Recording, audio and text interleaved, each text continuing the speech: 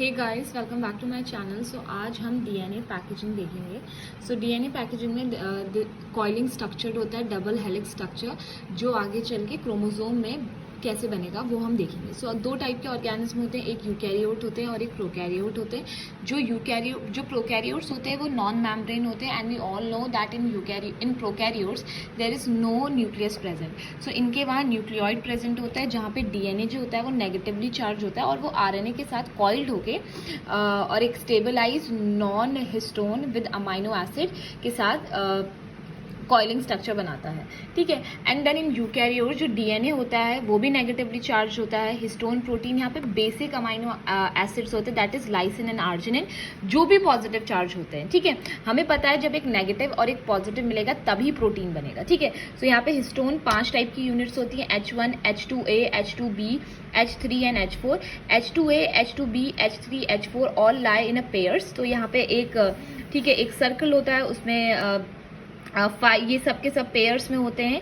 And उसके बाद बाहर से 1.75 की कॉइलिंग होती है, राउंड बनता है, मतलब पूरा भी एक, हम बोले एक बॉल है और उसके ऊपर धागा लगा हुआ है, तो वो जो धागा है या थ्रेड है वो पूरा ही कवर्ड नहीं है, यानी 1.75 ही है। और इसके आगे H1 का एक लूप प्रेजेंट होती है। एंड ये जो इसका एंड पॉइंट होता है, दिस एंड पॉइंट इज, ये जो इसके एंड पॉइंट होते हैं यहाँ पे और यहाँ पे, वो न्यूक्लियोसोम्स होते हैं जो 10 बेस पेयर के होते हैं।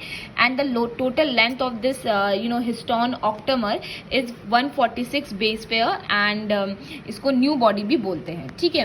और ये लेफ्ट हैंडेड कॉइलिंग होती है। देन उसके बाद अगर हम देखें, this is 1 octamer and this is 2 octamer. जो 1 ऑक्टामेयर है और 2 ऑक्टामेयर है, इनके बीच में जो ये कॉइलिंग हो रही है, this is known as the linked DNA, and together this structure is known as chromatosomes, जो 200 बेस पेयर का होता है। लिंक्ड डीएनए 54 बेस पेयर का होता है, बेस पेयर लेंथ का होता है।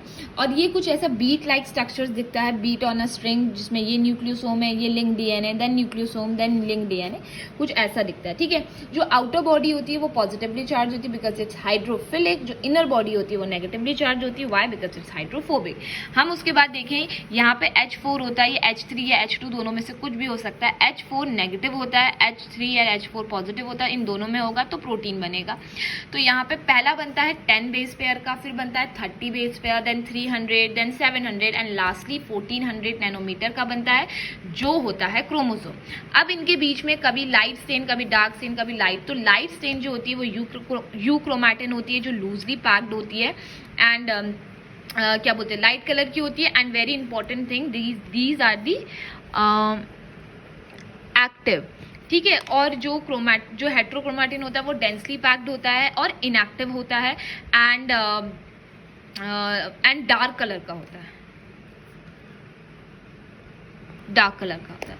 आई होप आपको ये कॉइलिंग समझ में, आपको ये हेलिकल स्ट्रक्चर समझ में आएगा। नेक्स्ट वीडियो में आपको ग्रिफिथ का experiment I will show you. Thank you and have a great day.